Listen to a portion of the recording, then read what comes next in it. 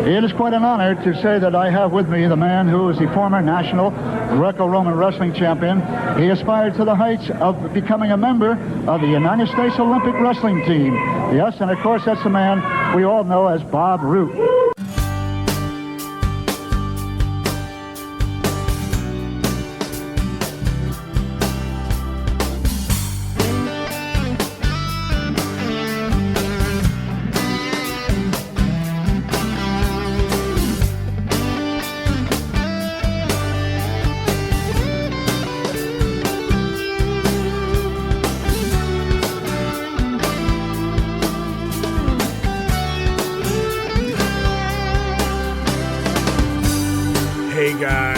Welcome back to the Wrestling Stoop with the legend himself, Bob Roop. And I'm your co-host, Ray Russell, along for the ride. And I can't wait this week as Bob's going to dive way back in time, going back to 1970. We're going to talk about the arrival of the Texas Outlaws, Dusty Rhodes and Dick Murdoch, to the Florida territory. What was Dusty like in his early years? Stay tuned and find out. Also, can't wait for this one. We've teased it a couple times now. Bob going to share his memories about the time he spent with Chris Colt out on the West Coast in the San Francisco territory. I'm sure some fun stories lie ahead there. All of that and so much more here this week as we jump back in time once more to the life and times of Mr. Bob Roop. But first, guys, just a friendly reminder that you can listen to the Wrestling Stoop along with sister shows like the Wrestling Memory Grenade, currently covering the 1988 and the WWF Project. You can also listen to the Regional Wrestling Podcast, where we talk the territories. So whether it's Georgia 1981 with Jamie Ward, the UWF in 1986 with Roman Gomez, or now Memphis 1985 with the likes of Gene Jackson and Steve Crawford, you can certainly get your territory fixed with regional wrestling.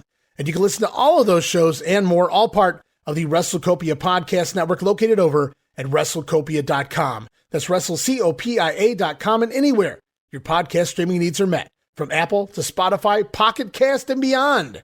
And hey guys, while you're at it, why don't you do us a favor? Follow us on social media. You guys can start off by friending Bob. You can find him there at Facebook.com/PoorBobRoop. Send your friend request today. I'm sure Bob looking forward to chatting with each and every one of you. You guys can also follow me, Ray Russell. You can follow me on X, formerly Twitter. You can find me there at Wrestling Grenade. That's at RASSLIN Grenade. Also, follow and like me, Facebook.com/Wrestling Grenade. And hey, while you're at it, why not subscribe to my YouTube, guys? It's absolutely free. YouTube.com/Wrestling Grenade. And of course, now would be a fantastic time if you guys would consider becoming a WrestleCopia patron. Talking about that $5 all access tier over at Patreon.com/WrestleCopia. That address again, Patreon.com/WrestleCopia. Multiple gifts for just $5, including all of my insanely detailed book-like show notes for every episode of The Grenade Show, Monday Warfare, and the Regional Wrestling Podcast. You also get early access to many of the podcasts here on WrestleCopia, where you can listen days and sometimes as much as a week earlier than the rest of the listeners. In fact, this episode of the Wrestling Stoop dropped 5 days early on Patreon. And the next episode, episode 12, going to drop an entire week early, 7 days early. So how about that? The insanely detailed show notes, early access to the podcast, plus remastered versions of the earliest episodes of The Grenade Show covering the 1989 NWA project. Includes enhanced sound quality, plus new content and conversation never heard before, but that's still not all. You also get digital downloads for your viewing and reading pleasure, random bonus video drops, and of course, our Patreon exclusive watch-along series covering many past WWF and WCW events. And you get all of that for the low, low price of just $5. No subscription, cancel anytime, show your support. Give it a try for a month. I think you'll like the content that I offer, and every penny of it goes right back here into the WrestleCopia Podcast Network. So please, if you can, you got a few bucks to spare, looking to support that next up-and-coming podcast brand, please consider making it WrestleCopia. Help us pay some of the bills to keep all of the wonderful shows here at the network up and running for the months and the years to come. And all right, guys, with all of that out of the way, it's time to jump back into it one more time. And in order to do that, we're going to bring on the host of the show. Ladies and gentlemen, welcome back, Mr. Bob Roop. Well, thank you, Ray. It's just good to be back on air with you, my friend. Oh, it's always great to talk with you, Bob, because I know a history lesson's coming and a good time to be had as well. Well, I have all these stories that are just bubbling around in my subconscious or somewhere in inner space, and just saying, "Hey, tell me next, please. Tell me next." I've been waiting 40 years. Oh, man. So yeah, Well, it's good stuff. Well, hopefully we tell some good stories here this week for the listeners out there, because we've got quite a few names on tap here this week, and we're going to talk. People have been waiting for it with bated breath here for a few weeks. We've teased it a couple times now. This week, Bob Roop going to tell his stories of hanging out with Chris Colt. But before we get there, Bob, you were telling me, and we didn't go into things, so I don't know any of the stories that are about to come up this way. But you talked about meeting a young, early Dusty Rhodes in his career. The Texas Outlaws, Dick Murdoch and Dusty Rhodes, arrive in the Florida territory shortly before your very first Japan tour in the fall of 1970. And you said you recall meeting a very early Dusty Rhodes. So I thought that would be a fun way to kick off the show this week and talk a little bit about a young Dusty, as you said, before he was Big Dust. Well, actually, maybe a different way of putting it would be there were two Dusty Rhodes. The one I met when he first came in with Dick Murdoch as tag team heels. He wasn't Dusty Rhodes, the later rendition. He didn't have any of the mannerisms, the way he talked, none of that. I think he introduced himself as Dusty. His real name is Virgil Ronalds. He was different. He was down to earth.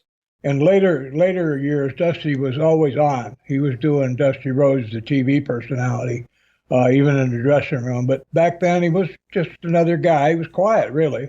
Murdoch was kind of the Murdoch had a lot of seniority in terms of time in the business, so he was kind of the alpha member of the team. But they were very, very good. They were coordinated in what they did. I remember their first match on TV. They got over they only won a couple minutes and slaughtered a couple guys, and they got over right away.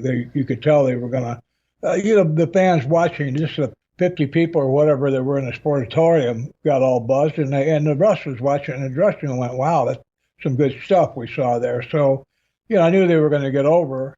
Murdoch was by far the more noticeable. He did most of the talking. Not that Dusty Rhodes or Virgil was a shrinking violet, but he was kind of quiet. I do remember a match. It was a boxing match where Dusty was, I don't know who he was boxing against. I should, because I was the second for the babyface, and Murdoch was the second for Dusty. But I just remember, and that's not the important part. The important part was that just one of these weird things. Again, I'd only been in the business less than a year, or not longer, much longer than that. And so a lot of this stuff is new to me. But anyway, they had this boxing match, and in the end, Dusty got knocked out. And I think in some way Murdoch tried to pass him a gimmick, brass knucks or something. And I might have been partners with Briscoe maybe, or I've been his second. And whoever it was got the knucks first and knocked Dusty out. And Dusty couldn't get up for the 10 count. So when he got counted out, Murdoch had jumped in the ring, was in the corner. He was like a second in a boxing match. And he had a towel, like a smaller hand towel, and he threw it up in the air from the corner. And it went up above, and it opened up, and it floated down and landed as neatly as if you had laid it on there across Dusty's face at the top of his head. I thought, man, how the hell did he do that? I said, I've heard about, you talk about smooth moves. Only Dick Murdoch. Yeah, how the heck are you trained to get that to happen? Yeah, I think it was Jack, because later that night, we were coming back from Orlando, and we pulled over on the side of the road, and they pulled over behind us, and they came and got in Jack's car. Jack and I were smoking pot at the time, and we were hiding it from those guys because, it was really, at that time, it was really frowned on, and Murdoch would have thought we were communists or something. We were you hippie punks and all that. If he'd have known we were smoking, cigarettes was fine, but you smoke that weed, you're like most of us think about someone mainlining heroin. You smoke a joint. But we're in the car, and Dusty tried to tried to do a little thing. For some reason, I think he got out to take a leak or something. We were all drinking beer, and there was a little, like a road marker, a little like iron post sticking up about 10 feet away. And he went up like to give it a drop kick, and he hadn't fully laced his pants up yet. So while he's in midair, his pants came down, and when he landed in a bunch of stickers, like at the side of the road. So he got up, he's pulling stickers out of his butt, and he got back in the car, and so we're talking this and that. Now this is serious. Again, let's go, remember back to the kayfabe. This was the kayfabe place in the country. I mean, Eddie Graham was just absolute maniac about it. So, the idea that we'd get caught or anything, especially, we had a joint in the ashtray of the car. And, for some reason, well, anyway, so we're sitting back there talking. And that was the one, I think, that was the time when Dusty might have told the story about going home the night before, and he went in and he had to go to the bathroom, but he'd been drinking heavily. He had to go to the bathroom. So he's sitting on the toilet, and all of a sudden he was overcome with nausea. So he jumped up, turned around, and he threw up into the toilet. Well, when he did, the contraction in his gut of throwing up, it made him discharge, his bowels discharge, and he sprayed the whole wall on the other side of the bathroom. And his wife looked at him about that time. His wife looked at him about that time and said, "Yeah, that's a wrestler." I'm sure of it. Oh man. Well, I don't know. I don't know if later Dust would ever told that story. Probably not. But in fact, I'm pretty sure that's why the names may have been changed, Bob, if he told the story anyway. Yeah. But anyway, all of a sudden we're sitting there and having a great time and all that, and there's this knock, knock, knock on the window. Look up, and oh my God, it's a state trooper. Oh man. Oh man, my heart went through my head. I mean, out my ears. That's just because it wasn't. I mean, it was the idea that if we got arrested together, years later, what if the Iron Sheik and Duggan and Jim Duggan got caught together? Right, just terrible kind of news. I mean, anti-propaganda for your business, and so there was that. There was also, now at the time, pot in Florida was a felony. So, and also it was a firing expense. I don't know if, I'm pretty sure Graham wouldn't have fired Briscoe, but he might have let me go. I don't know. He might have done, he might not have, maybe he would have, I don't know, but he would have definitely come down hard on us. I'll tell you that. They've been watching us after that. Anyway, knock, knock on the window, and the cop just, those seconds, I tell you, they slow down. It's where it seems like you see your whole life flashing before your eyes. And it turned out the guy was just checking to see if we're having car trouble. And he was nice enough. I don't know if he recognized us or not, but he was nice enough not to, we didn't have to get out of the car or anything. But oh man, as soon as he went back to his car, those guys hustled out of how Jack's car, got back in their car. We never did that again. If we'd have been caught together, oh my God. So let me think. Anything else about Dusty right back then? Oh yeah, they would go to the Imperial Room after the shows on Tuesday, and Murdoch had a mean streak. Dick Murdoch had he was good, one of the best workers that I ever saw. He was a great hand, but he had a mean streak, and he would lure customers into the bathroom, and then Dusty would go and block the doorway so nobody else could get in, and Murdoch could beat the crap out of him. And he didn't do that every time, because I don't know if they would have walked them back if they did. But I know if anybody gave him any grief whatsoever, they better not go to the bathroom while Murdoch was, because he'd watch for him to go in, and he'd go in there after him. And then Dusty's job, and Dusty would complain about it because his job was kind of being a stooge and blocking the doorway, not letting anybody else get in there to help the poor Mark or to break up the fight. It wasn't a fight; it was a massacre. It wasn't ever, Andre the Giant going in there that Murdoch went in there to kick. It was always some. I mean, I'm not saying he was a bully. He probably would have taken on a guy his own size, but he never had to because there weren't many marks that big that were making trouble. So that was another thing I remember about him. And Dusty didn't like that too much. To his credit, Virgil Runnels, he didn't like that part of it very much. He wasn't a gunster like that. And I wasn't surprised when their partnership, when their tag team went off the rails. I'm not sure exactly how that happened. We're not gonna get deeper into it, but it leads to some events that happened later where I was talking to Dusty, and having known him before he became the Dusty Rhodes, the character, when we were together alone one time in a parking lot in Louisiana, he wasn't sure he wasn't sure which persona to bring out, Virgil or Dusty. And because him talking in the dressing room, he would be like the guy you see on TV, like, he would be we'd be working. He'd be doing Dusty Rhodes, talking the talk and the slang and all that, which I thought was foolish. You're talking to the boys here. We all know it's to work. We know that that's not who you really are. Right. But, okay, if that's what you want to do, that's fine. But I thought it was, I didn't spend any time worrying about it, but it never appealed to me. And that probably is another reason why Dusty didn't have much use for me, because I didn't put him over. But, I didn't think we needed to put each other over. I didn't put over Jack Briscoe when he was world champion, or Terry Funk or Dory. I didn't go up those guys and curry favor and, hey, you're the best, or any of that crap. Most of them I was friends with. I could ride. I rode with Harley for many times when he was champion, with Ric Flair when he was champion, and I never had to, stooge for those guys. I never would. Don't get me wrong. I think that's a conscious choice, but I never felt the need to. This is a work. You're the champion. They made you the champion. You didn't beat anybody for real. You were made the champion. My congratulations, but I don't want it.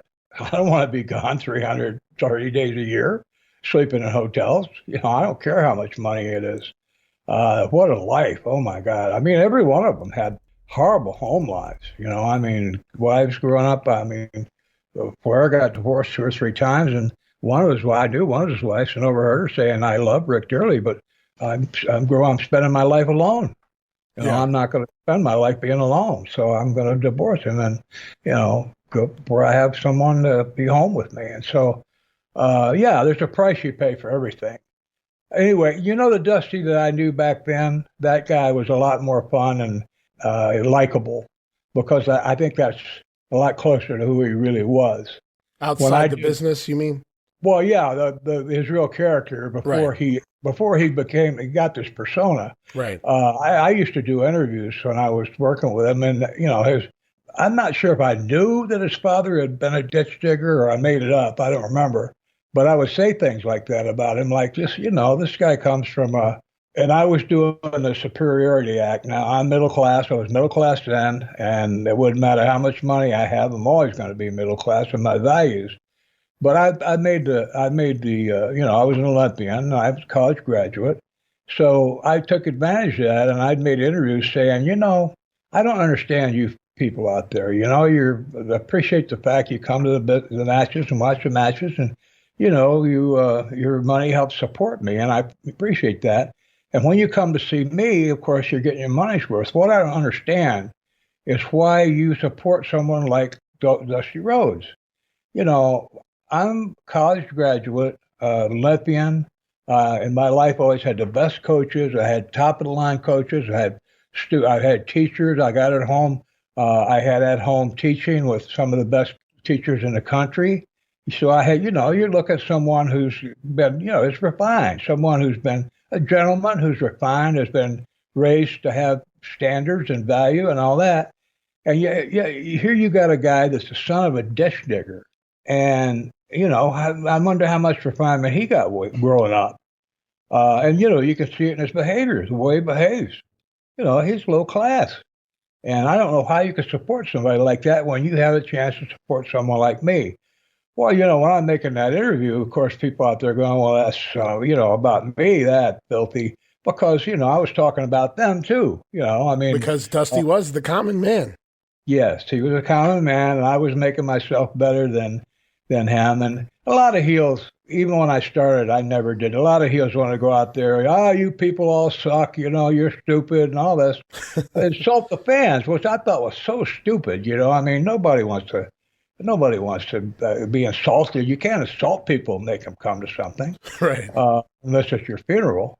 And so I never did that. I would talk to fans like I liked them. I respected them, and here's why you used to come and support me. Wouldn't you want your kids to be like me? Why would you want your kids to be like Dusty Rhodes? My God, look at him. Oh my goodness. Look at me. I'm an athlete. I'm in shape. I'm educated. I'm refined. I'm genteel. I met presidents and princes and kings, and I was in perfect company every time. I was never feeling out of place. And why wouldn't you want to have your kids be someone like me as opposed to be somebody like Dusty Rhodes? Well, this kind of interviews got some serious heat. People say, I would rather have my kids, dead than be like you. So Dusty, again, was evolving. The Dusty that we ended up with was a character that evolved. That he took a long way. I mean, I'm giving him all the credit in the world. Guy made a fortune. He probably made 10 times more money than I did. And again, that wasn't my goal. My money wasn't my motive. But if it had been, I mean, him and all the guys that made a fortune, I got all the respect in the world for them. But going back to what I said 10 minutes ago, you paid a price for that. Like even Hulk Hogan. Hulk was working. He might have been making $10 million a year. But he was afraid to miss work. He was all over. I went into a hardware store one time. I was in one section. There were like 5 or 6 different things that had his picture on them in one section. There might have been 20 things in the store that had his picture on them. He was getting paid for all that. So he was making a fortune. Right. I did a show once for a Saudi Arabian prince, and Hogan had the mansion 2 mansions down, and he had one of those cigarette boats that was like 30 feet long, and I don't know, $500,000-$600,000 boat, but he didn't even have time to enjoy it. He was afraid to miss work because he felt like if he did, he might lose his spot. Right. So, he might lose his momentum and his place. So, it's like, okay, that's a lot of money. I don't blame you. But, he was having to go to work even when he had a bad knee, and when his health was bad, he was hurting, and, his family life was in disruption. So, again, you make money, but you have to pay the price.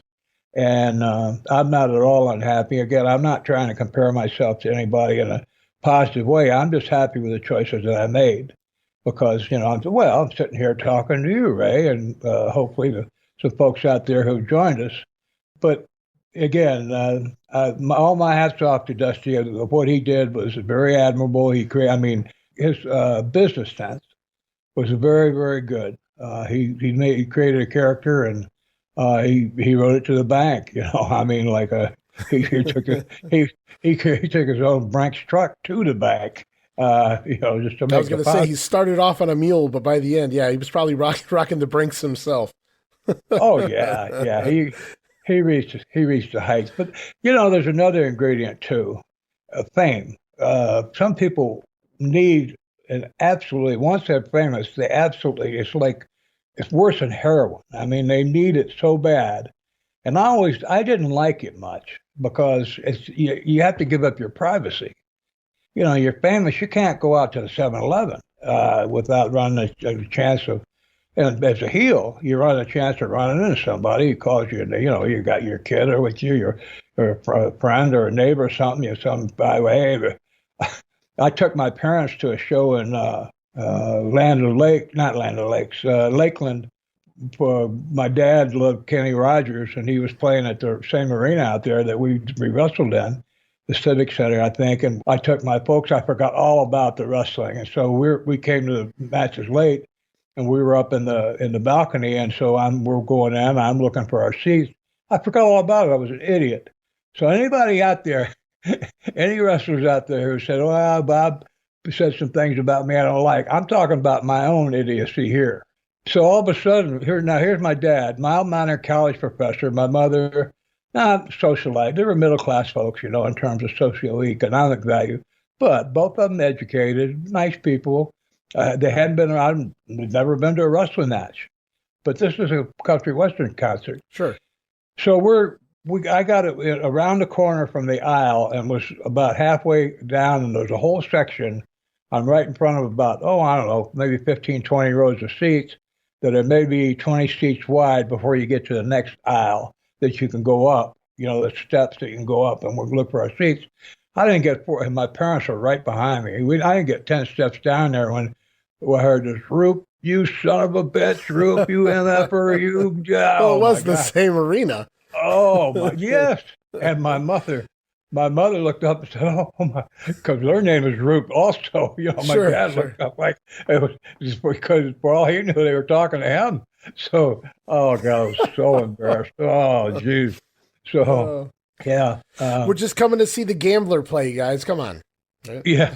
Well, again, that's what I say. Fame is overrated as far as I'm concerned. Privacy to me is invaluable. To be able to have your time, you can enjoy it without having to. If you make yourself a public figure and people respond to that by coming up to you in public, you can't turn them down if you have any sense or class at all because you asked for it. But Dusty needed it. Hulk Hogan needed it. They wanted it. They needed it. They had to have it. Well, you got to have it, and. Well, it's still cool to hear that, Dusty was pretty down to earth and a fun guy. I'm not even knocking him, future Dusty Rhodes either, but just when he got there, it's cool to, meet somebody, I guess, before they become the big shot, the big star, because, I knew you when you were just, breaking in, so to speak. And, you were just a down to earth guy, not as much politics, obviously, at that point for Dusty to deal with and things. So pretty cool deal that you guys hung out a little bit, had some fun there. In the early going of the Texas Outlaws. And it's also cool to know that the minute they hit the scene, the minute they burst onto the TV, that they were getting over, they were doing their thing. So very cool deal. Oh yeah. They got over, they were very believable. And Murdoch was always one of the best workers in the business. Agreed. So, he could get over against anybody. He could wrestle anybody.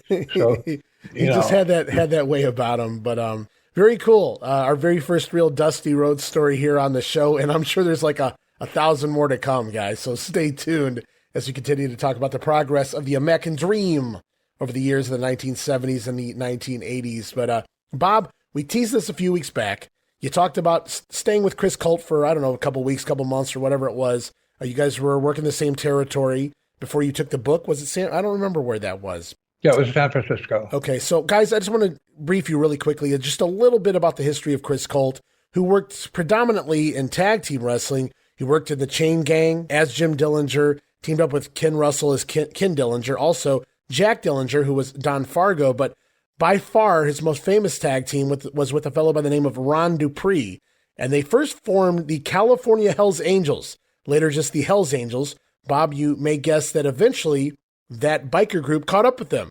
and gave them an idea that maybe change your tag team name, which they did, to the Comancheros later on. So unfortunately, Dupree passes away, I think in 76, and Chris Colt's kind of on his own after that and doing this really crazy shtick.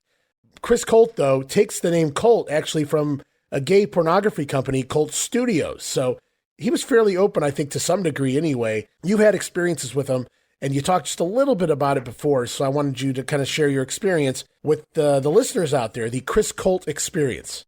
Well, when I first got to California, on my first day in there at the TV studio, I went into the lounge to get a soda or something, and he was sitting in there, and I didn't know him, and I'd never even seen a picture of him.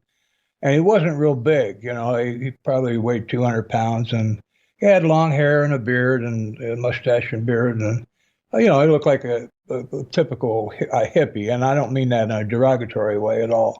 So anyway, he spoke, he said hi. And, I said, hey, how you doing? And all that. And he realized I didn't know him. So, he introduced himself and that he was one of the boys. And so, he was friendly, and, I didn't know anybody out there. And, that we already talked about the kind of reception I got from Pat Patterson and any of his buddies in terms of feeling welcome. Well, Chris made me feel welcome, like he liked me, or I mean, he didn't hate me. Let's put it that way. And so, who are you going to gravitate to? Pat Patterson wouldn't, wouldn't invite me to his house because he's planning to burn it down with me in it. So, and so there wasn't anybody else on the card that I knew very well.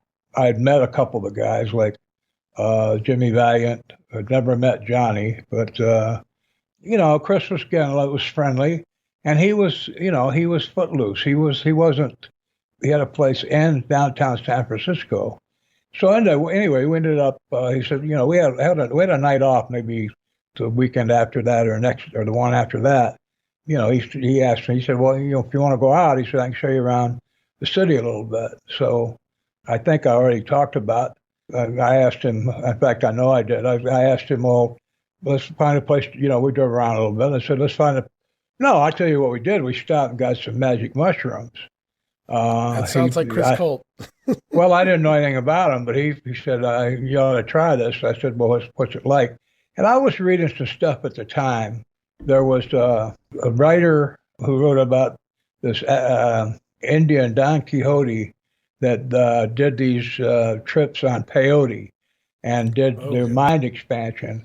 And then K. Helga Brown had some philosophy. It was also the same thing about expanding your intellect and your, even to the area of like ESP or traveling through space and, in your mind.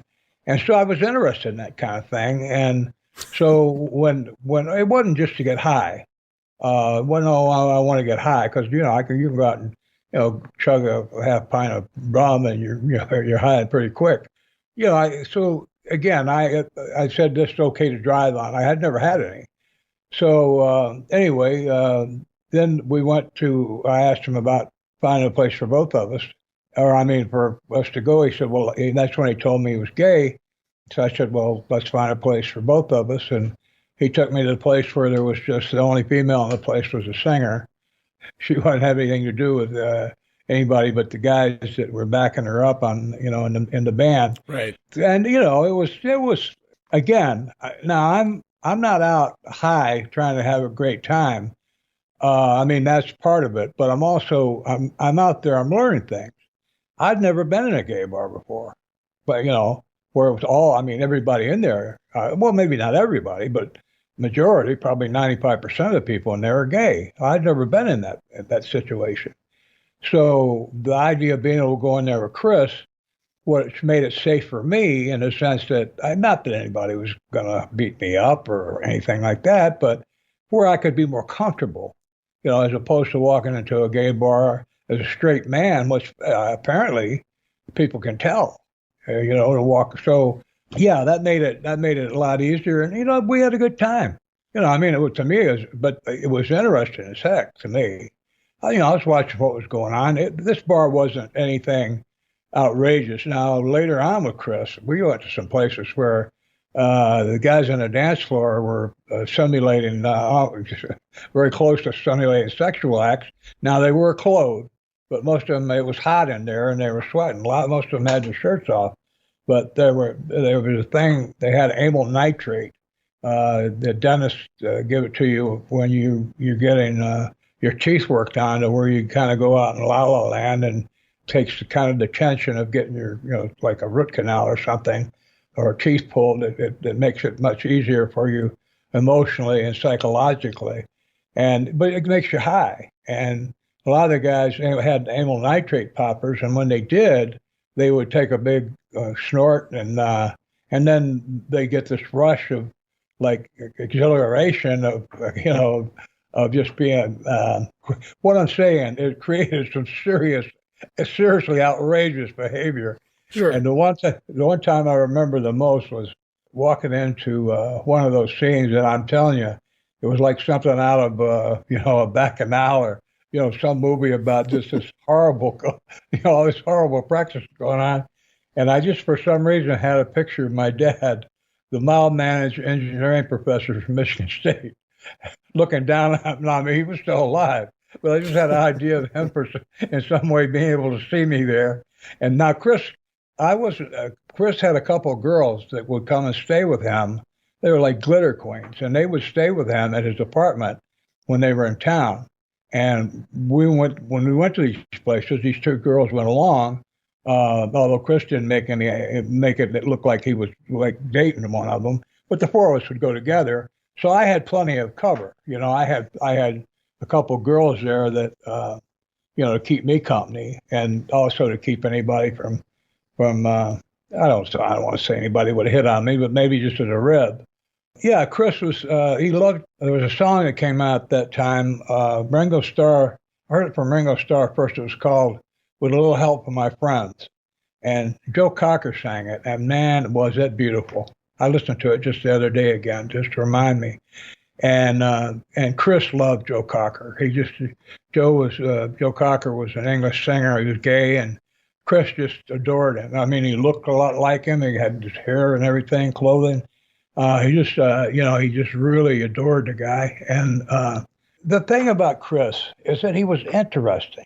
He had these stories to tell. Now, he went to places. There were places in San Francisco. Now, again, the gay capital of the world. I mean, I don't know of any place in Europe or anything that matches, or I haven't ever read in all the reading I've done over my lifetime, of any place in the world that is known for gay culture like San Francisco. So there we are in the gay center of the universe, and I'm getting a crash course in something that's interesting to me to help my attitudes to where I have more understanding, and a lot of prejudice is created by ignorance. And when you don't know about things, I've said this before, but I'll repeat it. Things that you don't know about, and you're not sure of, they're scary to you sometimes. I don't want to go into situations where I don't know. I'm uncomfortable. I don't know what's going on, and to some people who don't feel prepared to deal with it, it's scary. It's frightening, and people hate things that scare them. So prejudice, the idea that a gay person is going to come up and grab you and force you to have sex with them is just preposterous. It's just not. I'm not saying it's never happened. But it's not like, as far as attacks like rapes from straight men, 500 to 1 in terms of numbers of doing it.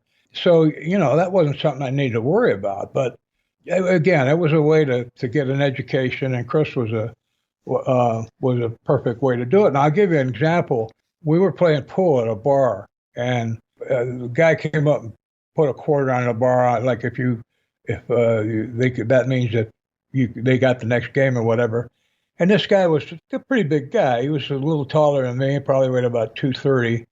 He was straight. And he said something to Chris, like I don't know, maybe when he went by me, he elbowed him or something. Chris said, "Hey, MFer." He said, "I might be gay, but I'll kick your ass." And I got around, looked at him, and off he went. Well, I respected that. He didn't say, "Me and Bob will kick your ass." He said, "I'll kick your ass." Right. And I thought, this guy's laid back as he can be. He's not big mouth. He's not out there causing trouble. He's looking to have a good time. But he wasn't going to take any crap either. So, I respected him. I knew other wrestlers that wouldn't have been that aggressive. Sure, right. It's funny. I was listening to you tell that peyote part of the story. I don't know if you've heard the story about Chris tripping out on that in a wrestling ring. No. Goes back to, I think it was 1975 in Phoenix. He comes out for a cage match, and he's tripping big time on this stuff. And the story goes that he envisioned spiders crawling all over the cage, and so he goes crazy. He actually gets out of the cage and starts fighting the fans and security. It has to be like taken out of the arena from doing that. Yeah. So crazy story there. That's out there. But oh my God. That was just one of like a zillion Chris Colt stories. But can you imagine that? Oh, just not a good time for that to happen. No, he would have been much better off with the mushrooms. They never made you see things like that. At least the ones I ate never did. But I'm not surprised though. Chris was, he was a character, and he's not trying to be, Dusty, not knocking Dusty, but the Dusty Rhodes character that he assumed is Sure. a character that he assumed, a role. Chris was a character, just his normal behavior Right. was a distinct character because he wasn't, he was out there. He wasn't like everybody else. He wasn't like other gay people. And not to knock anybody, but what a blessing Chris had. Here he is, a pro wrestler who's on TV, and he's gay, and he's in the gay center of the world. So he's famous. He can go in bars and places where maybe he's on TV as he walks in. The TV's playing up or behind the bar, and Right. there he is. So, he had, that made him highly desirable for, to be a date for someone, for, another a gay person who wanted to, just to know that he was with somebody famous. But Chris would go to these places. They had a thing called, I think they were called the baths. And some of the stories he told, I'm well read, and I've read a lot of stuff, and I've read some of the most, not to get turned on, but just strictly out of curiosity. I've read some really sicko type literature and stuff that's out there. But, it's in libraries. You can find it. But I've read about a lot of very deviant behavior.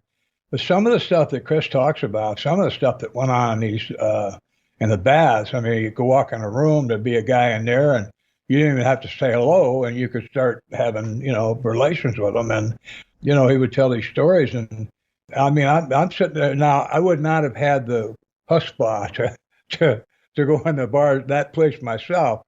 Now, he did get me. He put one of the greatest ribs I ever had pulled against me. He said, let's go down and work out meet me down at the YMCA. We'll work out. Why do you think about it? YMCA is, sorry, YMCA. I'm not, in fact, my health club here in Lansing, Michigan is the East Side YMCA. But in a lot of cities, the YMCA was reputed. I'm not saying it was, but it was reputed to be like, have a lot of gays there because they're like, young men. It was a place where there was a lot of gay activity going on. And then a lot of the activity, the physical activity took place was in the steam baths and in the saunas. So if we went there and we were in a sauna bath, I'm actually sitting dead center. And Chris and I, after we worked out, we lifted some weights. And then, he set me up perfect. I never had a clue. We worked out about an hour. We went in the steam bath, and I had a towel. So we sat there for 5-6 minutes. He said, "I am going to go get a drink." He said, "Save my place." He said, there was nobody else in there, and it was a long steam bath. It was about 15 feet long, about 10 feet wide, and so we were sitting facing the door, about 12, 15 feet away from the door. So Chris goes out, and I'm sitting in there, and a couple, 30 seconds or so go by, and the door opens up, and here comes this guy. He has to bend down. The door is about 7 feet high, and he has to bend down and make sure he doesn't hit his head on it. The guy had to be 6'10", and he probably weighed 250, 260, big muscular guy. But that wasn't all that was big, and he was naked, and he was semi-aroused, I guess you might say, and he came walking up to me.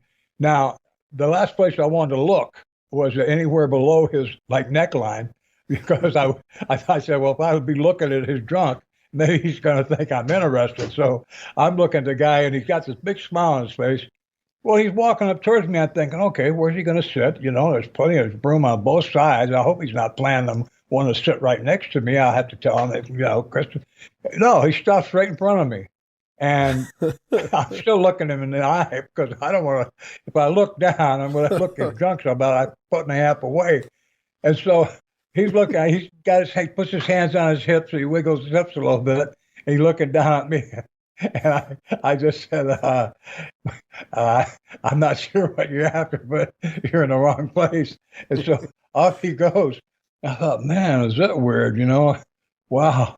And so about 20 seconds after he leaves, the door opens again, and in walks a guy that's about 4 feet tall. He's a little person, but he's about 220 pounds. He's about 4 feet A big little tall, person. Yeah, and 4 feet wide. And he's also got a very prominent junk hanging there. And he also comes waddling up to me and stops in front of me and wiggles his hips a little bit and grins and winks. And I said, well, yeah, how you doing? And so I said, well, really, no, thank you. What have you got on your mind? So off he goes. And as soon as he went out the door, I'm up like a shot. I'm going to go find Chris, right? Because I have no clue what's going on. And as I open the door and look out, I'm looking for Chris.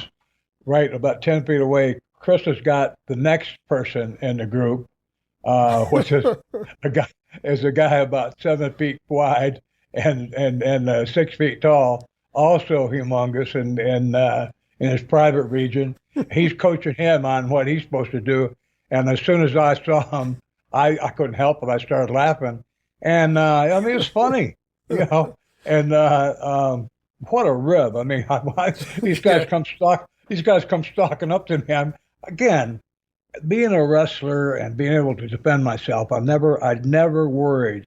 As long as I could see a guy, approaching, I felt safe in my own skin. Let's put it that way. Right. So when I saw Chris was coaching, when he saw me, he said, damn it, he said, I'm hoping to get you. He had 2 more lined up. And so,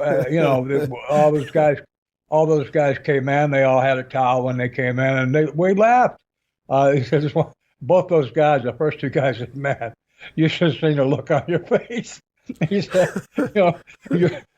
you almost turned me on. He said, your jaw was hanging down about a foot. He said, you had your mouth open.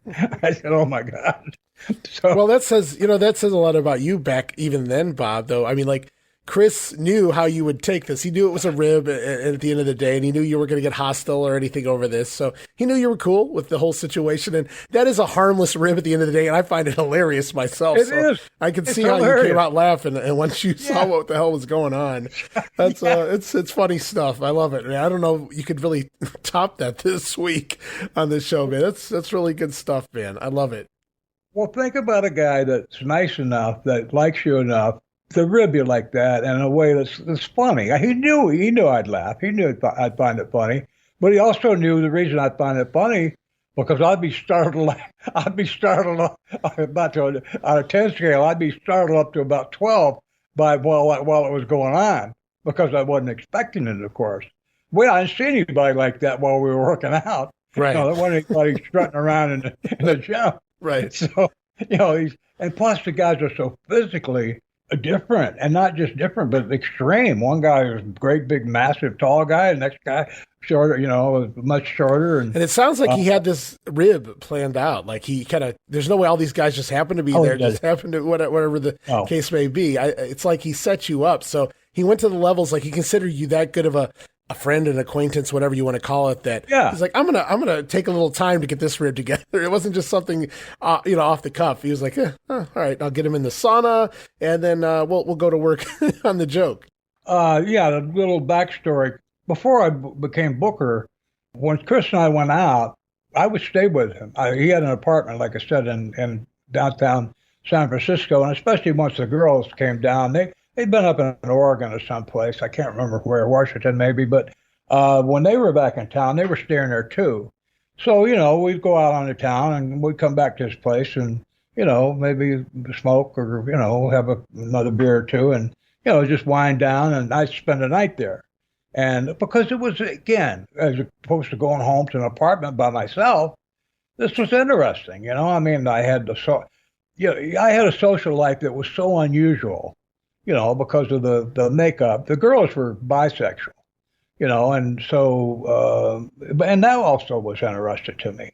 So, we went to a lot of places. We went to parties and all kinds of things where it was just interesting because I got to meet all kinds of different people, transsexuals and understand and be able to appreciate people's choices. Or sometimes you don't have a choice. That's what you are. And but to be able to express it. Because in my era, you couldn't I mean, nobody come out of the closet. Right. You know, I mean, it was, oh, you're gay. My God, you might as well be, you know, more, like you're worse than being a communist or something, you know. And I always appreciated Chris for that because he gave me a great education. And that was one of the sad things about becoming a booker because I couldn't hang around with him anymore. But the month or so that I did was what a good time. He was a lot. You know what? He was a lot of fun. There's people you're around. They're fun. You have fun with them. And, you know, it's a good time. It's interesting, too. He wasn't boring. Let's put it that way. Sure. It doesn't sound like it. Sounds good. Somebody you want to hang out with, you want to have a good time. That's unless you're in a cage match and they're tripping on cactus. Yeah. Well, you know, that story doesn't surprise me at all. Yeah. You know, he probably thought he could handle it. But, you know, he's not the first one. We'll get down the road. Right. I got to research and find out the name of the guy. There was a guy that was in Florida that was taking he was taking downers, and there was one that was liquid that you took, and it was in a like a plastic capsule that dissolved in your stomach. I think it was to relax you at night to go to sleep. I can't think of the name of it, but I'll find it. But he would take one of these. He'd cut the end off it, and he would take the liquid inside, and he could put it in his mouth and swallow it on his way to the ring for his match. So about 5 minutes into the match, all of a sudden this thing would hit, and he got all goofy, and you know, like this was a pretty powerful narcotic. So yeah, he was weird. And well, we kept wondering. I was helping with the office. I kept wondering how he was. We couldn't figure out how he was doing it because he wasn't doing it in the ring. And then finally, at one show, I found one of the capsules in the wastebasket in the bathroom with the end cut off, and I realized how he was doing it. Yeah, you'll have to do some research and figure out who that was. Very curious. Very interesting stuff. Well, he got in a car wreck, and I think it was from driving. He was in a wheelchair for a while. I should be able to find him. He wasn't a big name. Okay. But he was, you know, that unusual character in the business, that kind of rep. I greatly appreciate, I'm sure the listeners greatly appreciate your personal stories that nobody else can share that you had with Chris Colt. I'm so happy those are out there now. I mean, it really just adds to the Chris Colt experience. You know, of course, a lot of people are probably asking, well, whatever happened to Chris Colt? And, you know, I did a little digging and I kind of knew some of this anyway, but sadly, you know, Chris going to finish up his career in 1986, finishing out in the Pacific Northwest up there in Portland, working for Don Owen. But once his wrestling career was over, Chris, you know, obviously we've talked about it, openly gay. He went on to star in a few gay porn movies, Bob, including Jack Husky's first night at Chris Colt's quote-unquote wrestling academy. He was rumored to have been also a born-again Christian. I can't confirm that. However, sadly, Colt, the real name, last name Harris, died from AIDS in May of 1995 at the age of 48 in a homeless shelter. That's just a sad way to go when you talk about what a great guy or what a fun guy he was. Yeah, it is. And, you know, the AIDS, of course, is, you know, if you're going to dance, you're going to have to pay the piper, you know, one day. Right. But, you know, I don't think, I doubt very seriously if Chris was, at the last was going, oh, poor, pitiful me. He lived, I think he lived the life he wanted to live. Right. And, you know, being able to be in San Francisco, be on TV as a wrestler, you know, where you're famous. And you could have your pick. You go in these places where, you know, there's people desperate to be with anybody, and you're famous. You could have whoever you wanted. He chose to live his life the way he wanted to, and he ended up dead at a very early age, 32 years old. I'm 32 years older, or 33 than that right now. So to die that young, you know, is really a shame. But, you know, it's what you do in life, most of the times you have to pay for it. But again, I don't think Chris would feel sorry for himself. I think there's a lot more people talking about him than some of the more famous wrestlers who were famous for their success in pro wrestling, not for their escapades or their adventures in life. Chris had a very interesting life. And again, people want to say, oh, yeah, but that's deviant. No, it's not. There are gay people, and there's straight people, and there's people that are both. And everybody, you know, in this country especially, we're supposedly all created equal. I don't want to get into it because it's so sickeningly sad. But I mean, at one time, not long ago, just over religion, not over gay and straight, over religion in Northern Ireland, people were shooting each other. Not different races, but just religion. Protestants and Catholics were shooting each other. People would break into somebody's house where they're having dinner and shoot the head of the family, the man, right in front of his wife and kids, and kill them over religion. That went on for years. And, you talk about how horrible is that. And again, both of them are saying, well, the reason we're killing for God, because we believe in God, but we believe in God this way. And those other people, they believe in God their way, which is, that's sacrilegious. They're heretics, so they have to go. And, it's insane. And now what I just said is ridiculous, right? I mean, it's true. Sure. But to have that attitude is ridiculous. In a day where you have the right, you have all these public libraries. You don't even have to go to the library. If you've got a phone and you got an internet hookup, you can read thousands of books for free, and you can find out everything you want to know about any subject out there.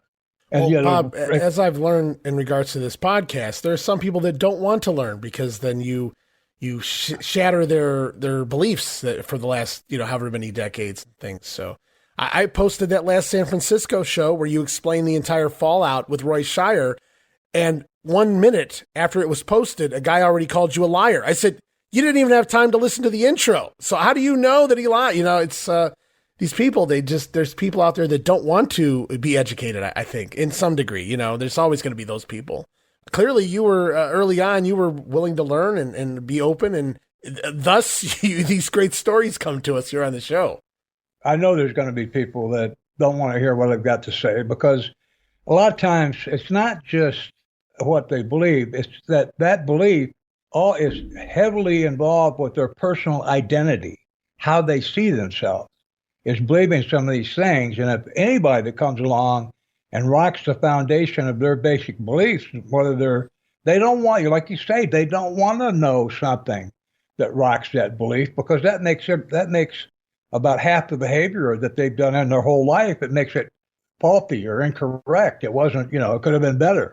Maybe they spent their life being racist and thinking it was okay to be that way, because whatever they're prejudiced against deserves to be looked down upon.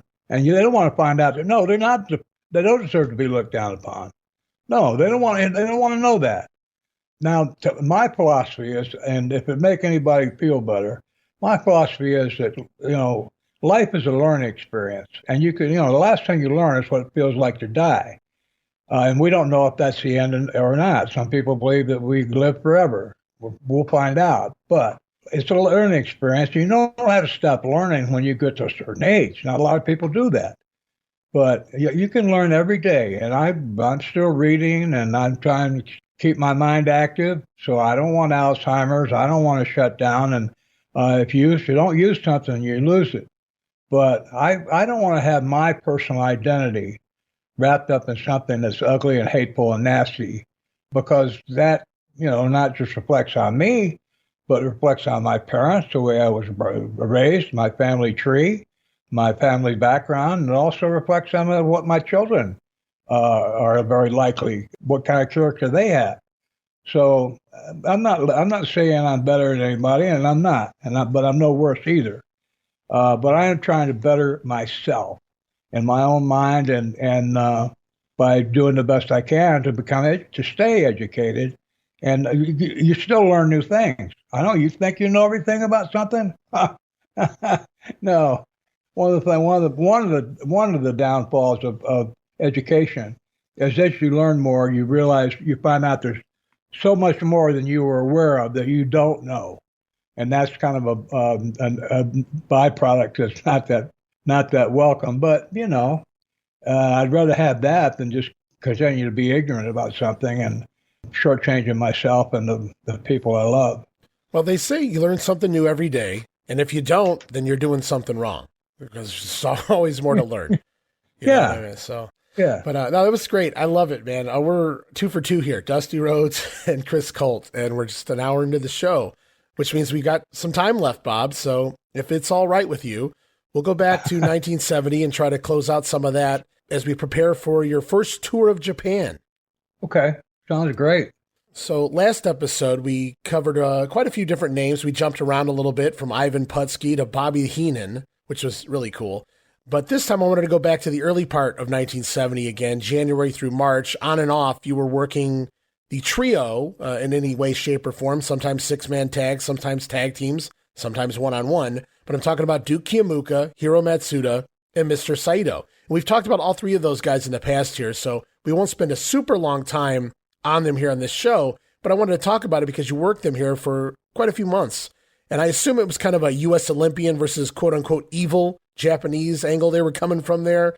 But you were talking to me off-air a couple of days ago about Matsuda and Kiyomuka having points in the territory, but that all started because I asked you about Cowboy Luttrall and being the original promoter here in the territory, and Eddie Graham kind of buying in and eventually taking over Luttrell's points. So I wanted you to go back, if you could, and kind of explain to everybody what Cowboy Luttrell's booking or his way of booking was, and how Eddie Graham came in and kind of changed that. Okay, Cowboy Luttrall. Now he was a character. He worked the the athletic show on the Carnival. In fact, he had a fight with Jack Dempsey, and Jack Dempsey not only knocked him out, he hurt him. He hit him, broke his jaw or something. He hurt him really bad. But he fought Jack Dempsey, who was one of the really tough heavyweight boxing champions. But he ran in Florida, as you alluded to earlier. He didn't have television, and because he didn't run year round. He didn't run during the hot weather. He would run in the winter when tourists came down from the north. He ran a show that was like what you would see on the Carney. He would have the big guys. I don't want to say fat, but Haystack Calhoun, Man Mountain Mike, the big guys, Klondike Bill. He would have lady wrestlers, and he would also have little people. Maybe the Bear. Maybe they were like it was more exhibition, like a Carney. You have all these shows that inside the tent is the amazing man from Borneo. He'll eat a chicken right in front of you. You just have to pay to go in and see him. So it's like they're like exhibitions rather than they're going to perform and do something that is going to enthrall you. So and that was kind of Cowboy's MO. Well, when Eddie got involved, and I'm not sure exactly, I don't know the history of how I got involved, but when he did start running it, I think it was from reading Hero's book, provided by his lovely daughter, that he and Duke Kiyomuka both were top heels. And when Eddie Graham was trying to get the territory off the ground, he got the television. He had Duke. Duke Kiyomuka especially was a really, really good heel. He was top guy for years. Hero lesser so, but still, top guy. He had them, and my understanding is they got points because they could stay there, and they had like maybe 5 points each. I'd say 100 points. We use points instead of like shares of stock, but they would have like 5% of 100% of the business. They would have 5%. And that way they had an income, even if they, went out and wrestled somewhere else. But they got that from coming in there and they might have in fact invested money. They might have come in and put down, I don't know, 10 grand each back when that would be 100 grand a day or maybe 200 grand a day in spending power. But they put down money to help Eddie get it off the ground. Maybe they bought in, but they got 5% of at the time before it made it. They were getting 5% of nothing until you got it off the ground. I'm not sure that Cowboy drew enough with his kind of more exhibitionist type, to support like a bunch of wrestlers and their families. So Eddie was going to have to expand it quite a bit, which he did. And just an aside, one of the guys he did it with was Boris Malenko. He and Malenko had, years of combat back and forth, and had these great matches.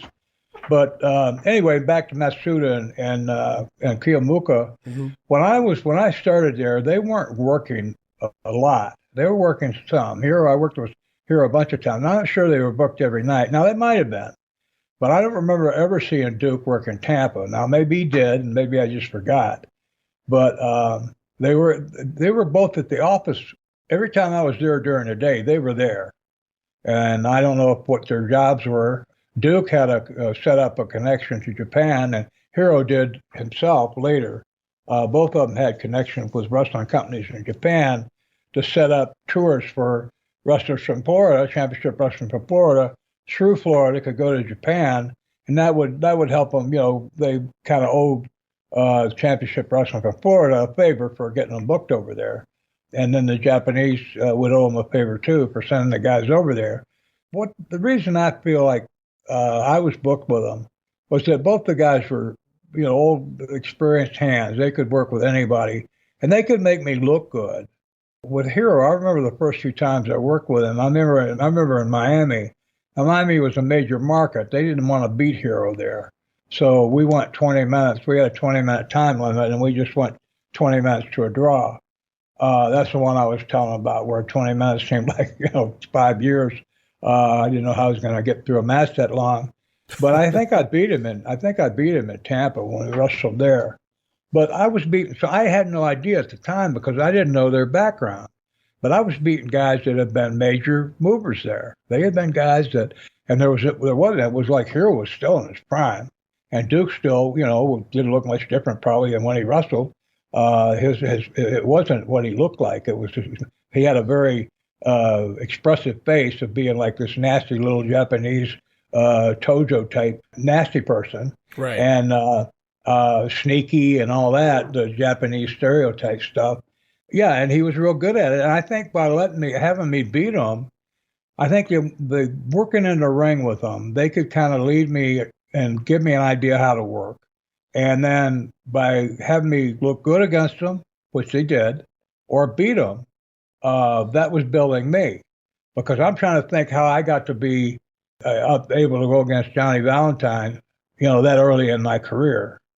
It was several years later, but I had to be beating somebody. I talked again last time about having people like Larry Henning coming through, just coming down there for a couple of weeks in the winter and getting a couple of bookings, and they would book me with people like that and put me over type guys. You go into Jacksonville in the main special match against somebody like Larry Henning and you beat him. Well, that's a big help for pushing your career. So they were trying to get me over.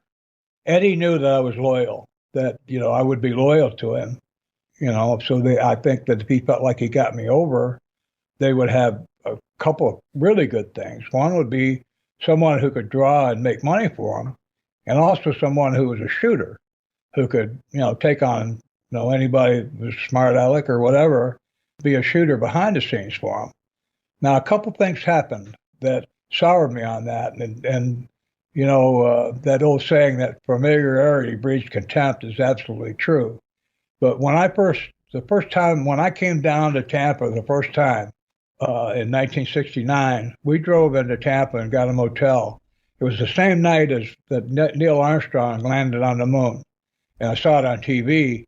Well, that night, on Friday night, we got in town about 4:30. So the wrestling office was going to be closing at 5. For guys that wrestled, the towns that night were Tallahassee and Fort Lauderdale. So the wrestlers were long gone. So they were, on their way to those towns. So there was no need for Charlie Day or anybody else to be there after 5 o'clock. So when I called the office at 4:30, this guy answered the phone, and it sounded like somebody holding their nose, and it sounded like Eddie Graham, but not exactly. And so I asked for Eddie Graham. He said, "Oh, who's calling?" And I said, "Bob Roop." Eddie asked me to call him when I got to town, and he's not here right now. You have to call back Monday. And so, I had my wife and my 8-month-old oldest boy with me, and to stay in that motel for the 2 days, Saturday and Sunday, before calling him Monday, what a pain in the butt that was. I was hoping to be able to, because he told me that when we got there, he would take me out and help me get an apartment and all that. Right. And I was hoping to be able to do that right away rather than be, no contact with the office is closed. They also said, yeah, the office is closed this weekend, so you'll have to call back Monday. Oh, that's what I said, well, can I call tomorrow? They said, no, the office is closed. You have to call back Monday. So anyway, at the time, that was not a big deal, but it bugged me. I was stuck in a motel. You get to your destination, but you haven't arrived yet, because you haven't checked in with your employer. So years later, I'm working in the office up there, maybe 5-6 years later, and Eddie picked up the phone. He was sitting at the desk across from me. He picked up the phone and he held his nose, yeah, who was it? And did the same thing. And it had been him. It had been him on that phone all those years ago when I called. And man, did that piss me off. I thought, first of all, there's a couple reasons. One was the duplicity involved, and the other one was that he didn't even remember, because he wasn't back drinking yet. He had been on the wagon for 15, 20 years. He didn't even remember that he had used that thing with me, because he kind of looked at me, he was smiling like he thought that was what he did was cute. Right. And I'm looking at him. If that looks could have killed, he would. Well, I'm going to assume that between those 5-6 years, those were not the only 2 times that Eddie Graham ever did that. So maybe that's probably why he didn't recall doing it with you. He probably did it to countless people over the years.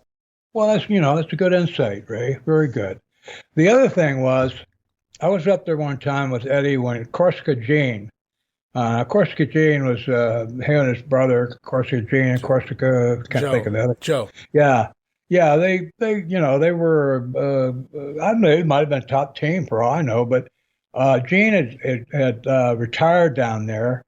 He started a little business, a coffee shop or something, and he was he was refereeing and carrying the ring. Horrible job, especially if you've been a wrestler.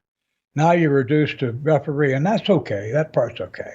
But you're also carrying the ring. So you have to take the ring after you take your whole day. Now if you're making $1,000 a week doing that, that's one thing. But he was probably getting $50 a day.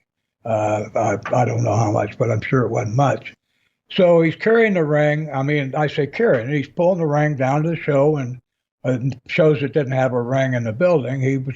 And then he was refereeing. Then he had to tear the ring down and carry it back to Tampa. So he's doing that, and that's a guy that's, showing his sincerity. Let's put it that way. He's doing it. He's there every night. Well, once he opened his shop, as happened so many times when wrestlers do that, where they start to show independence, the office, I don't know whether it's just meanness, nastiness. I don't think it's coincidence. I think it's on purpose. They quit booking him as much as they had. And so he was only getting a couple bookings a week. Well, the coffee shop he made that he opened wasn't supporting him. He needed his wrestling income to keep everything going. Mm-hmm. So he came up there and he asked to talk to Eddie. And Eddie, first, here's the thing. Instead of Eddie showing him the respect, this was a guy from Eddie's era, from his tense time. Right. And not mine. He was an old timer to me. But instead of showing the respect of asking me to leave so he could talk to Gene alone, he talked to him with me. Said Gene was like 10 feet away from me when he was talking to him. So Gene has to kind of say, hey, Eddie, hey, I hope I didn't piss you off or something, but, I got started my business and, all of a sudden now I've got no bookings, is there anything you could do? I felt like I've helped you out. And Eddie turned ice cold. I told a story about the Mauler last time. Yeah. About when he called me on the phone from the office after Lester had told I got us kicked out of the hotel. He was ice on that. He was ice, and his voice was like had just ice and death in it. Like I despise you. I'm so bad. And so he had that same voice when he was talking to Gene. And he said, I don't owe you a effing thing. And I'm looking at that, and he should have done that in front of me. Because, that was disrespectful for sure, yeah. Oh, my God. It told me what kind of guy Eddie was. I didn't see that personality. And, he never showed that to me to me or at me. Like I said, when after he called me with a mauler, when I went to his house, I was expecting, I don't know what he was going to do. I mean, I wasn't expecting having to fight him, but I thought maybe he'd fire me or something. But no, he came from his boat. He had on his suit, which was a way of showing. Think about it. It just came to me with having his undertights on. He's out there taking sun. He's showing me he doesn't even have like pockets or anything to have a knife or a gun in. So he's harmless. And he's got his hands open. He's smiling and all that. Because I remember how I used to look at Dr. Dusty Williams. If I thought I was going to have to fight him for some reason, I remember how alarmed I got. And I was capable. I was an Olympian. I can imagine what Eddie had watched me just destroy guys in amateur wrestling. And so he knew I could snatch him and do what I wanted with him. And so he wouldn't, he didn't know how much he could say to me. And he had no idea if I was ever going to lose it or whatever. But yeah, when I saw that side of his personality, I didn't like it. Because I wasn't a kid. I was 30 by that time. And, I looked at him and I thought, man, this guy's a creep. And he's got that persona to treat this guy so horribly and do it in front of me, which I didn't feel like was respectful to me either. Why do you make me watch that? You belittling this other person? That makes me think, you think I'm like you, that I like that kind of crap? Because that's what I inferred from it, that you would have me watch that. And also, how could you think so little of me? You would behave in that way in front of me. That's so disrespectful to me and poor Gene. So Eddie lost, by the time, a few years later, one opposition to him. He lost me, he lost Dusty, he lost Jack, he lost everybody because of, contradictions in his character. Right. So, but anyway, I got off the subject a little bit. What they were trying to do was to groom me to be and they even told me this one time. At one time after I'd worked in the office for like the second or third time as assistant booker, he said, "I think you're at a place where now you're set to go." And I remember in times past, I said it takes 10 years to learn the business. That's if you're just wrestling.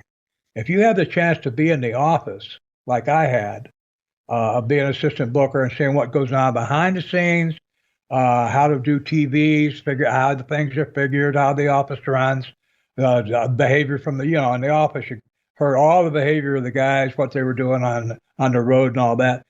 I think that's accelerated learning. You're skipping grades in a sense. Sure. So I think I learned in like 7 years. By the time I got out to San Francisco, I had the equivalent of my 10 years in because I was able to book successfully out there, and it wasn't like torture. I was able to do it with relatively. It was steady work. I had to stay on it all the time, but it wasn't like anything too difficult. So and Eddie said that one time. Now he said, no matter where you go, you'll always be able to take care of yourself. Well, that's pretty cool. But I think with that, I'm sorry, I didn't mean to step on you there, Ray. No, but I think what he was saying was, I know you, Bob, you're loyal. I'm always going to be able to bring you back here when I need, when you've been gone a while. I'll be able to call you and say, hey, could you come back for a couple of years? Because I was by the time I was a talent, I could have done anything. It's kind of interesting because you were talking about Eddie Graham and how I guess he bought in to that territory with Luttrall somewhere around 61, because I know Eddie was in there working before that, and I guess he saw money to be made, and he takes over to a degree, helps create the TV, brings in Gordon Soley. The TV leads to angles on television. Now we've got hot storylines drawing more people into the houses. It becomes it turns into a big deal. We got wrestling going on everywhere in the state of Florida, sometimes twice a day in different areas. So obviously things started booming. And by the time you go to Japan here in September of 1970, Eddie, the same month, Eddie some people report that Eddie forced Cowboy Luttrall out. Other people say that he simply retired. I don't really have enough information here to make a judgment on my own. I might have to talk to Barry Rose or somebody like that about it to really get an idea of what transpired there. And that's kind of when Kiyomuka and Matsuda got points. Eddie Graham looking to share the wealth a little bit there. Eventually, Dusty going to get some points in there. And I think even Eddie's brother at some point, what's his name, Skip? I think he gets Skippy Gossett, yeah. Yeah, okay. Get some points in there at some point as well. But just an interesting situation as things evolved and progressed. And here you were off to Japan as this is transpiring. And you talked about you used to see Cowboy in the office when you first started, and then not so much after that. I guess you come back from Japan and maybe not so much anymore. But before we get to Japan, Bob, just a couple more things I wanted to go over here in the year of 1970, if we can fit them in here on this episode. And Sure. that Jim Dalton, we kind of touched on him a little bit before. We talked about him off air as well. You seem to work Jim Dalton for a couple months here in 1970. Now you're going to work the tag team of Jack and Jim Dalton later on in 71. But right now, just one-on-one with Jim Dalton. I don't know if you really have much on him, but the fact that you wrestled him for a few months here and then a few months again in 71, thought it might be interesting for you to, share anything you might have on him. Well, yeah, Jim was, I'm not sure if he's still alive. I hope he is. Was a fun guy. And where he stood out to me, he wasn't like a preliminary wrestler, but he wasn't a big main event guy either. The tag teams, it might have been in the smaller towns like Fort Lauderdale, Lakeland or something like that. They might have been a co-main event.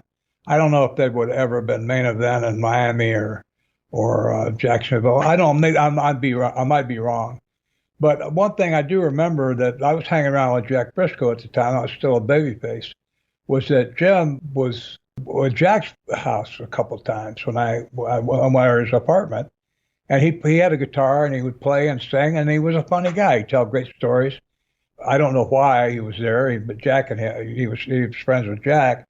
But one story I've got about him that was with him and Don Fargo from a time when they were teamed up. And the time I heard the story was that I think it was Scott Teals when Dalton was there and Fargo were both there. It might have been Gulf Coast, but I think it was Scott. It doesn't matter.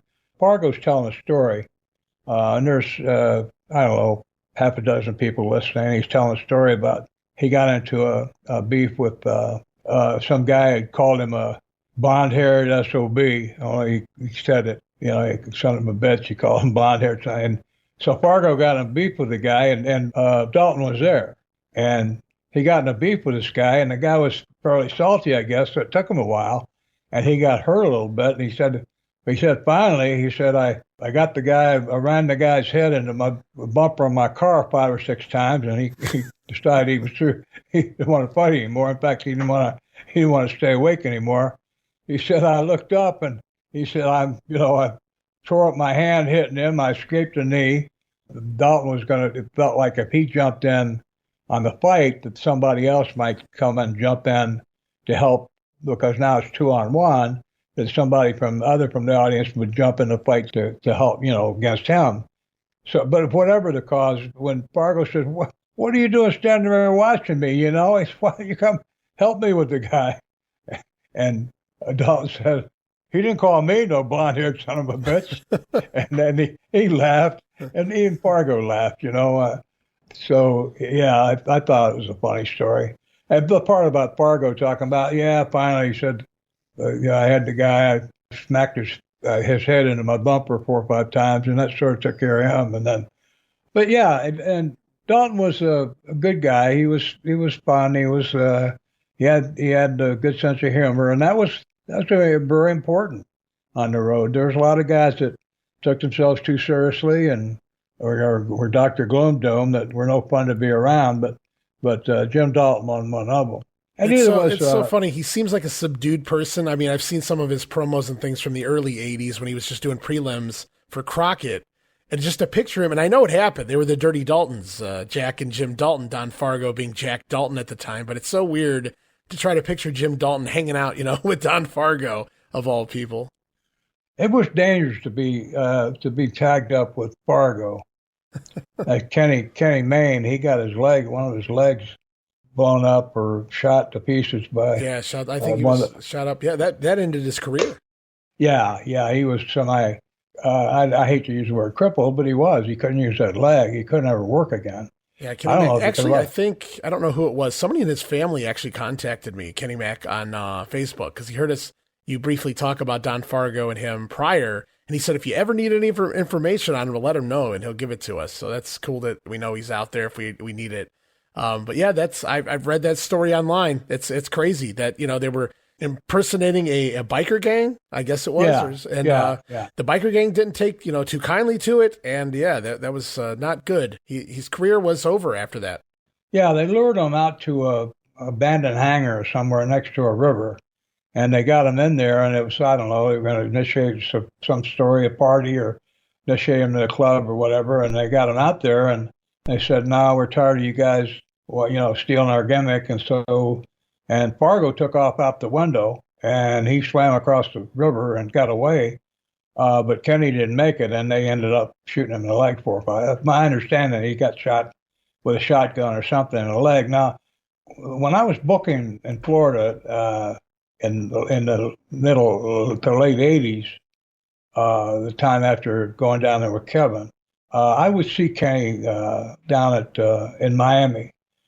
He went out a couple times. He and his wife or his girlfriend would come around, and we'd go out to a bar, and I would buy them all drinks, him and some of the other people that came around. But he wasn't bitter. He never knocked Fargo, but he didn't want to talk about it, and I don't blame him. But it was dangerous being around Don Fargo if you weren't crazy. Oh man. Don Fargo. He comes up not enough here. We need to talk more about Don Fargo. Oh yeah. Yeah. You talked about Chris Colt being a character. Imagine those two teaming. I would have loved to see what that was like. Yeah. It's interesting I'm just having reflections pop up as we talk about it, because at the time I didn't appreciate those guys, because a lot of the stuff they were doing was not at the arena. It was outside the business. They were going around being these characters, not Chris so much, but like Fargo. I didn't understand it. I thought, well, what are you, just crazy? Or, why are you spending as much, like you go a week or two without showering, carrying your gimmick around and bleeding, and you have blood in a match, and you don't even change your shirt or anything. And my understanding was when they would ride with people on trips that they had to, one time they put him in the back of his truck because he stunk so bad, and or back of the van. They made him ride in the back, behind the back seat, because they stunk so bad. And I just wondered, why would you do that? Why would you want to live like that? But I look back at it now, and I see perfectly why. It was a way to make a living. When I did Mayhouse Sing, I did that gimmick full blast. I tried to pretend I was at least halftime I was Chris crazed Indian character, so sure. I understand it better. But yeah, Fargo's fascinating. Guy would nail his own foreskin to the bar and get up like to leave and go, oh wait a minute, I'm stuck here. I'm stuck. Oh, imagine a bartender, especially a female bartender. Oh my God! I had never heard the bar story before about it. I did hear the story that he would do that when he knew a rookie was coming into the locker room. He would hammer his junk into the bench or whatever, and wait for them to walk in and just see, his stuff there nailed to the seat. But to do it in a bar, wow, amazing. Yeah, I heard he told him once about doing it in a bar where he went to get up and he went, I'm left leaving something behind. And could you imagine female bartender came down thinking he'd left his wallet there or something, and she looked down like she probably couldn't believe what she was seeing. Oh my God! Like, he was endowed in such a way that he could probably pull like a full foot away from the bar, and so there was plenty there to see. And I can't imagine a waitress going, "Oh my God, I can't believe what I just saw." How he never got that thing infected with. I hope he sanitized those nails. Can you imagine Olympian Bob Roop walking in the locker room for the very first time, and that's the first thing you see? I mean, that might have ended Bob Roop's wrestling career. But you know what? Maybe not. Maybe not. Amateur wrestlers are rangy too. Not that way. That's a little different. Not nails in the foreskin, no. But guys with jocks on their head and all kinds of stuff. At the end of the day, we're all guys. I get it. Yeah, that's a different level. When you work so hard, you have to train, and when you're cutting weight, you can't even go out like maybe a week, 2 in a row, you can't go out drinking at night or stay at home and drink because you got to cut weight. So when you finally do get a chance to blow off steam, you blow it off big time. And, there's some of the behavior there. And there were guys that were characters. I wanted to show off, like eating hot peppers and, all kinds of goofy stuff. Sure. To show off, just to say, hey, look at me. And, but, not to the, if they were like students, Fargo was like the professor emeritus of weird stuff. I mean, I can't imagine. How exactly would you go? Would you go to someone who pierces ears and, even belly buttons and say, well, Mr. Fargo, you don't want your ear pierced. No, you don't want your lip or your nose. No, you don't want your belly button pierced. No, you say it's something below your belly button that you want pierced. I wonder how long it took him to come up with the gimmick to start driving nails through it. Probably not long, knowing Don Fargo. But another one was a clothespin, a big clothespin that he would hook through a napkin, like the cocktail napkin at the dinner table, and he'd get up, and the napkin would come. The napkin would be swinging. He'd have his out of his pants, of course, his member, and it'd be swinging like down by his knee. The napkin would be swinging back and forth. Attached, and you'd look. Now imagine you're eating in a restaurant, and this guy gets up like he's going to the bathroom or something, and he's just walking along, and there's something swinging below his waist there, and you look, and there's a napkin, and then you look up, and the napkin's got a safety pin. Yeah, a big safety, the big ones. The ones that are about 2.5 inches long. Got a big safety pin through the napkin, and then the other end of the safety pin is through this guy's junk. Can you imagine? I imagine if you're eating your dinner, you might lose your appetite. But talk about trying not to look at certain things. Sometimes you just can't help it. I mean, that seems unavoidable.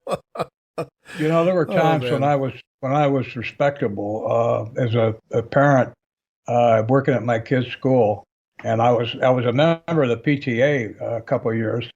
I already mentioned this. I think I worked there at lunch. I ended up substitute teaching there, and then teaching as a registered teacher there. We had a couple of things happen, like where we would have these meetings with people, the movers and shakers at the school. Where we lived out in a suburb of Lansing was an upscale community. There's a lot of upper middle class and upper class people in terms of wealth, how much money they make or have that live out there.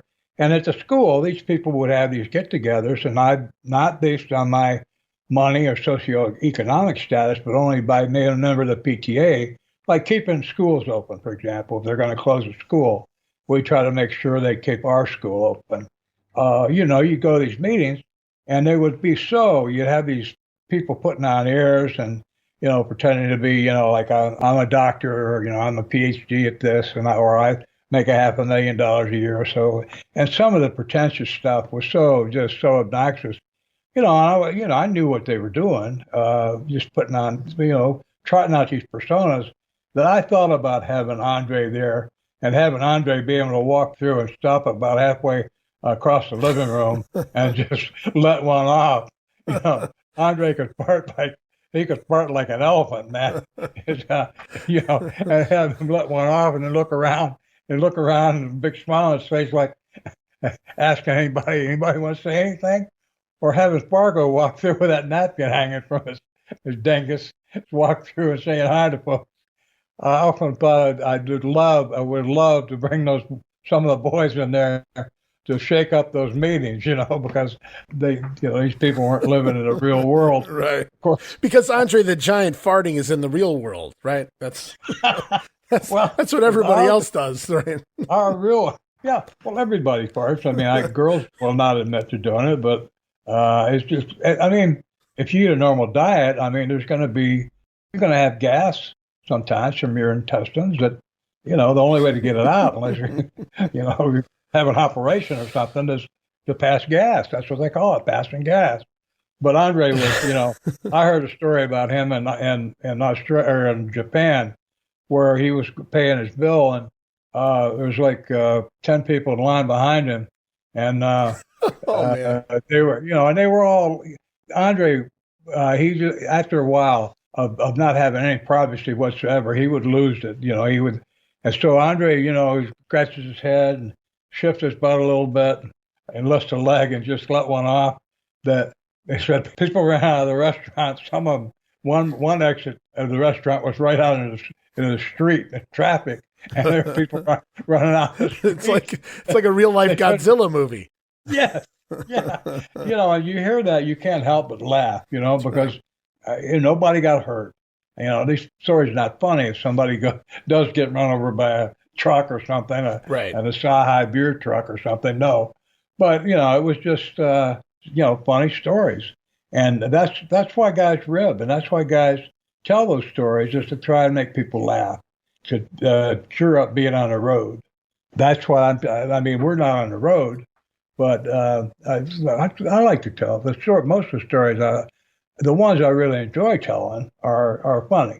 I can see the headline for this episode already, Bob. Episode 11, Penises and Fart Jokes.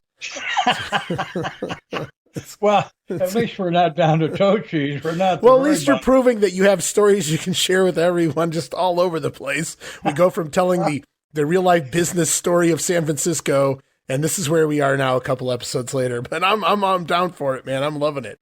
Good times. Well, you started. Hey, you man. brought in Chris Colt. Yeah, I did open the door with that one. You got that right. No, yes. I met Chris in Sunday school, and we were singing a hymn together. That's right. It is reported he may have died a born-again Christian, so that's possible. But yeah.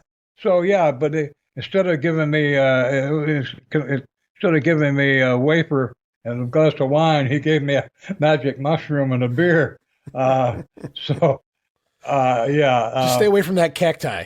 That's the main goal. So, but you know what? How do you talk about pro wrestling, honestly, without talking about the things we're talking about? Because everybody saw Andre in the ring. You didn't get to see Andre. That wasn't Andre. That was the performer. You didn't get to see the real Andre. You buy Andre a beer in a bar, he sends a whole case in return. All of them open. 24 beers. Send me the case. I always told him, send me the case closed. I'll take it home. I can't take them home if they're all open. But good stories, great guys. Andre would have fun in the ring sometimes too, and it would become evident. Like there's a squash match, a handicap match. I think it's 3-on-1 on a WWF episode. It's on the Peacock, one of those all-star wrestling shows. And I think Andre's working 3 guys, and I'm pretty sure one of them was Johnny Rodz. And Andre gets them all down. Obviously, he piles them up. He's going to pin them all at once. And Johnny Rodz gets laid on top of the other 2 guys, butt side up. So Johnny Rodz's butt's pointing in the air. Andre sits on top of Johnny, and during the pinfall, you can literally right there on the camera, Andre begins pinching Johnny's butt and smiling. So Andre's having a fun time. Johnny Rodz had been there forever. I'm sure he knew Andre very well. And Andre just having a little fun with one of his buddies there, but it's right there on TV. It's not even hiding it. Wow, that's funny. I tell you, Andre he was a good worker. Bob Orton Jr. and I, when we were tag team partners, we had some heat in Florida, and we were in Tallahassee, and we were against Andre, and I think his partner was Sonny Myers.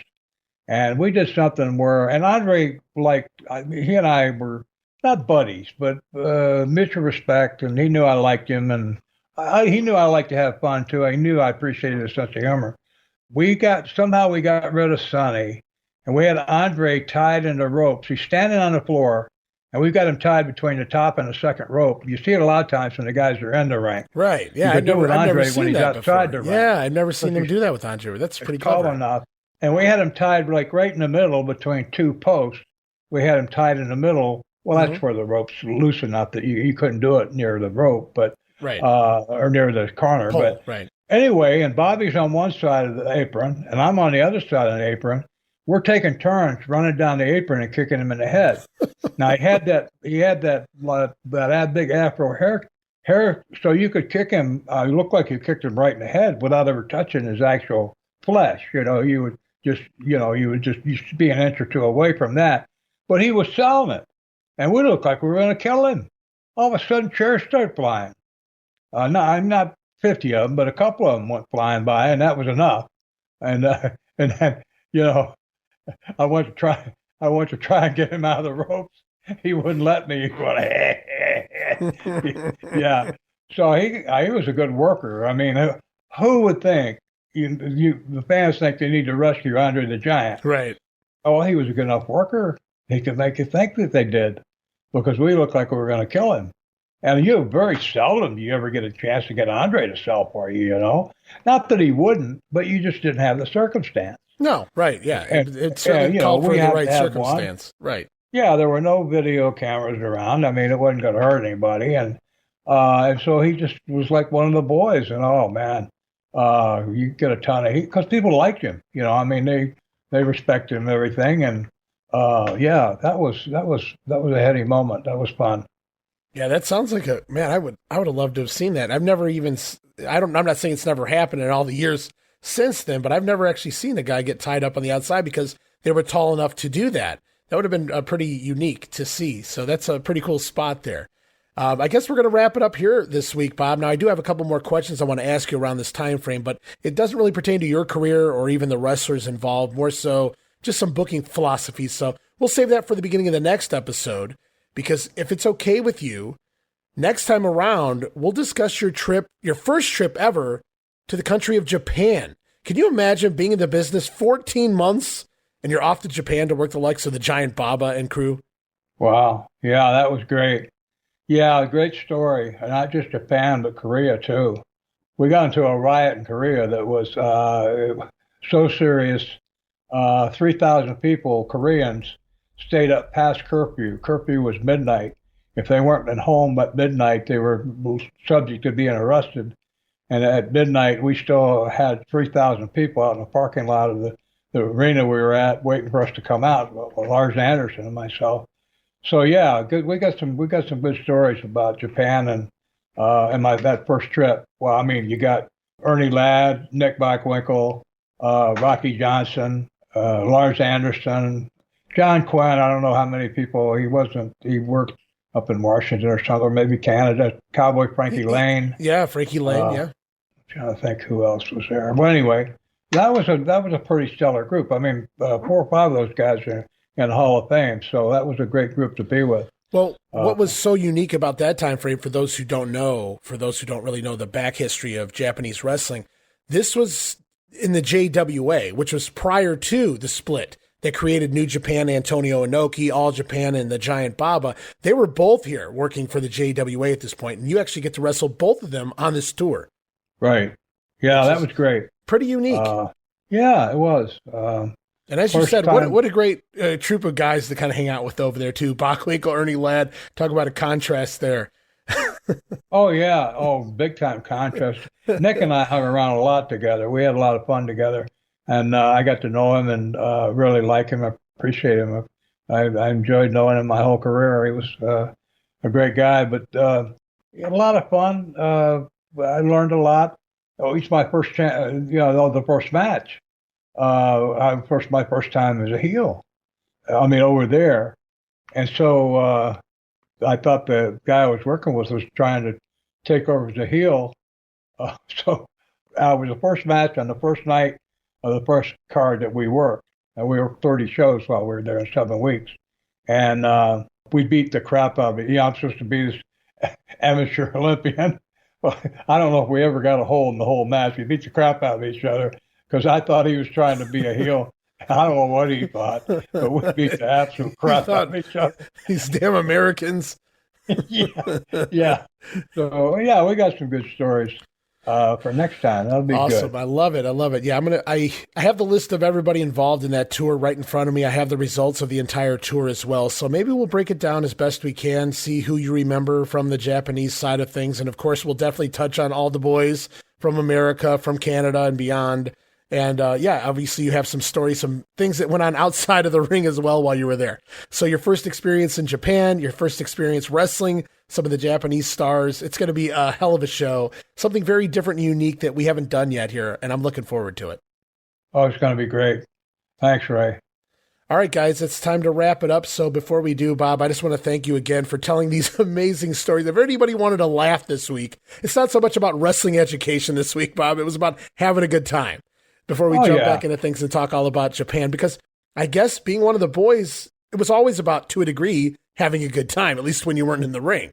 So I'm sure we'll continue to share some stories like that next week. Maybe not so much about penises and farts, but I mean, I'm sure they're going to be good times anyway, had over in Japan. But yeah, Bob, just thank you so much for sharing everything today. And of everything you shared today, I really love that Chris Colt stuff. Not just the ha-ha funny jokes, but just getting to know a little more about the person that was Chris Colt. Well, I still have a fond place in my heart for Chris. You know, I'm sorry I just learned today how he his life ended, but you know, I remember him with affection and, you know, and gratitude. You know, he helped me. He helped educate me, and it was fun. You know, he's a fun guy to be around, and so I'm glad that I really appreciate you bringing him up, and I also appreciate all the folks that are out there listening to us. We wouldn't be able to do it without them. So thank you, everybody. Have a happy New Year, and we'll see you next time. All right, guys, that's going to do it here this week. We're going to wrap it up. I want to thank Bob one more time for taking the time out to share his stories and entertain us all. I invite you guys to go friend Bob over at facebook.com/PoorBobRoop. And of course, you guys can follow me, Ray Russell, on X, formerly Twitter, at Wrestling Grenade. It's at RASSLIN Grenade. Also, follow and like me, facebook.com/Wrestling Grenade. And hey, guys, give it a try talking about that $5 all access tier over at patreon.com/WrestleCopia. You won't be disappointed with all the gifts you get there for just $5. But until next time, when we're off to our very first trip of Japan, we appreciate you guys listening, as this has been another edition of the Wrestling Stoop with the legend himself, Bob Roop.